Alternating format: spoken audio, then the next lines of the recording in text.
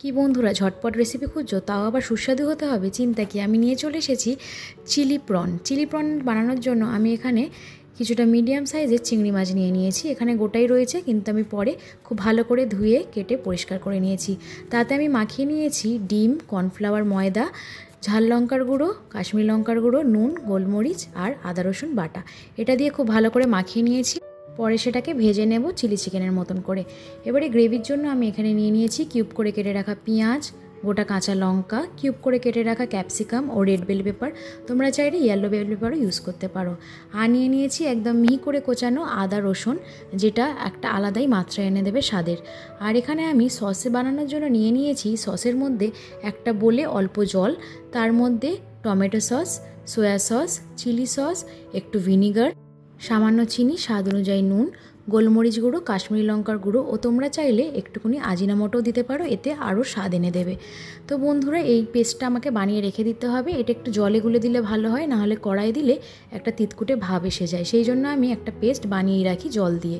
তো এই হলো সেই পেস্টটা, যেখানে সব রকম সস আমি অ্যাড করে রেখেছি। আর আমি এখানে একটা গোলা বানিয়ে নিয়েছি, যেটা হলো না দিলেই চলবে না, যেহেতু আমরা চিলি চিকেন বানাচ্ছি, যেখানেও গ্রেভি আইটেমে দিতেই হয়। তাই সামান্য একটু কর্নফ্লাওয়ার জলেগুলো রেখে দিয়েছি। এবারে আমরা মেন রেসিপির দিকে ফোকাস করব, চলো বানানো যাক।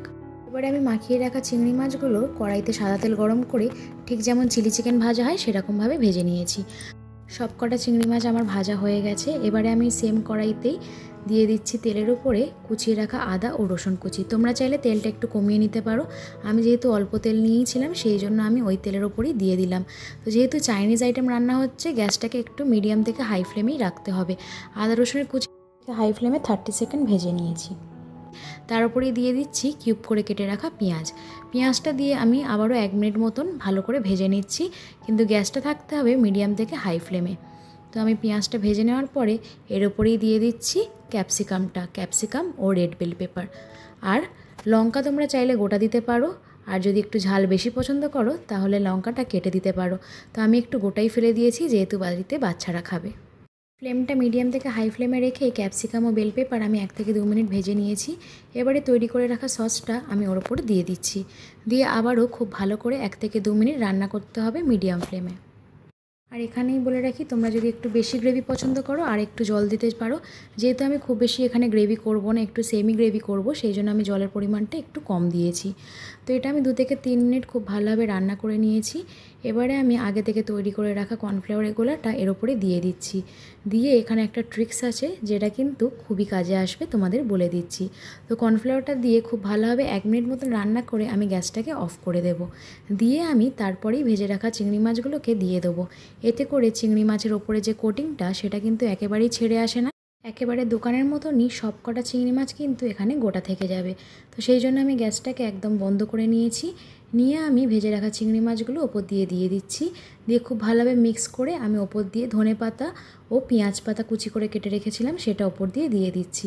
তো রান্নাটা কিন্তু একেবারেই কমপ্লিট হয়ে এসেছে, খালি আমি মিক্সটা করে তোমাদেরকে সার্ভ করে দেখাবো।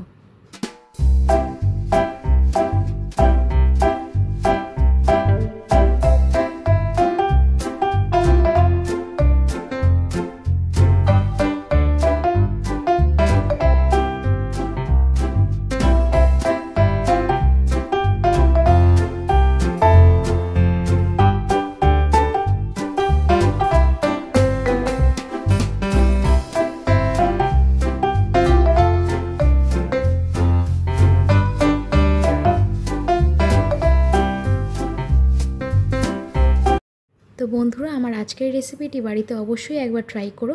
আর আমাকে কমেন্ট বক্সে জানাতে ভুলো না তোমাদের কেমন লাগলো আমার আজকের এই ঝটপট চিলি প্রনের রেসিপিটা। আজকের মতন এইটুকুনি। তোমরা সবাই অনেক ভালো থেকো। Bye bye, take care.